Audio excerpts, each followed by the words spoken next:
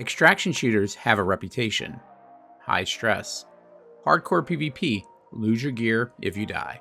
But most new players don't struggle in Marathon because of aim. They struggle because they misunderstand how the game is meant to be played. This is a Marathon beginner guide. And in this video, I'm going to walk you through what actually happens in a match, from loadout to extraction, so your first run feels controlled instead of chaotic.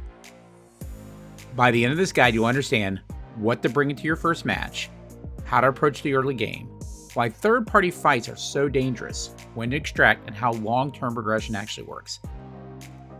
Let's start with the first decision you make before you even spawn. Let's imagine this is your first match. You're in the menu.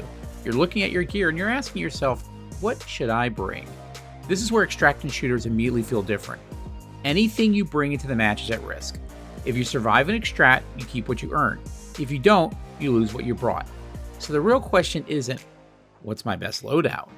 It's, what am I willing to risk? Early on, don't bring your highest value gear. Not because it won't help you win fights, but because you're still learning the map, player behavior, extraction timing, and how aggressive the average lobby feels. Until you understand how risk flows through a match, expensive gear increases pressure more than increases survival. Think of your first few matches as information runs. Bring something functional. Bring something comfortable, but not something that would frustrate you to lose. That adjustment alone lowers pressure immediately.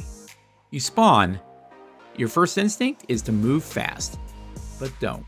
I know that sounds strange. Most shooters reward tempo. This one punishes it early.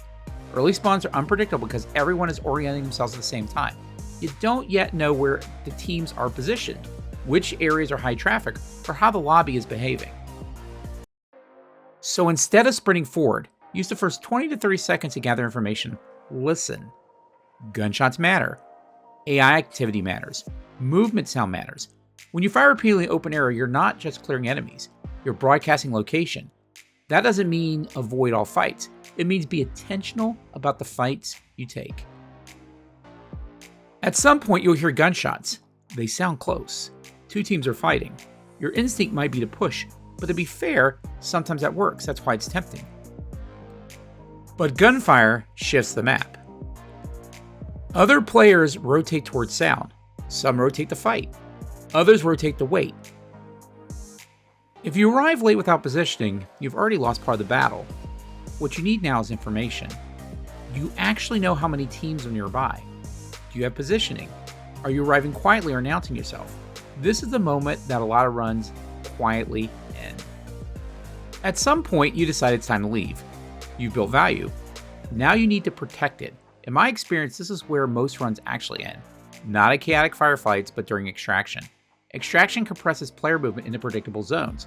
When extraction becomes available, players converge. If extraction requires a timer or signal, you are announcing intent. I've lost more runs than I'd like to admit. Instead of rushing, slow down, clear the area first. Check common angles. Position yourself in cover.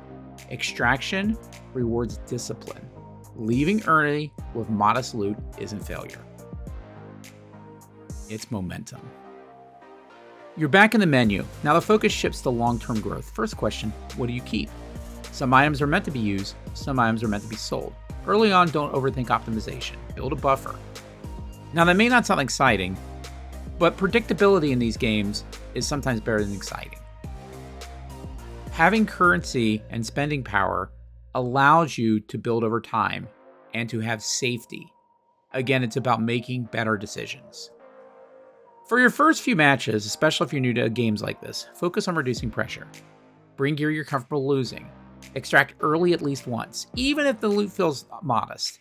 Learn one section of the map at a time. Avoid chasing every gunshot. In fact, sometimes avoid those. After each match, ask yourself, was it positioning? Was it timing? Was it staying too long? Losing isn't failure, it's feedback. And feedback is the key to these sort of games. Extraction shooters aren't compelling because they're punishing. They're compelling because they're meaningful. Early on, everything feels chaotic. That doesn't mean you're bad at the game. It just means you're new to the style. Over time, the map feels smaller. Player behavior becomes more predictable. Your decisions become calmer. You don't need perfect aim. You need better decisions over time, and if you approach marathon this way, your second match will already feel different your first. Hopefully this video was helpful for you, and if it was, drop in the comments. Let's start a discussion about what things you like in marathon, what things you don't like, what things you're looking forward to as the game evolves.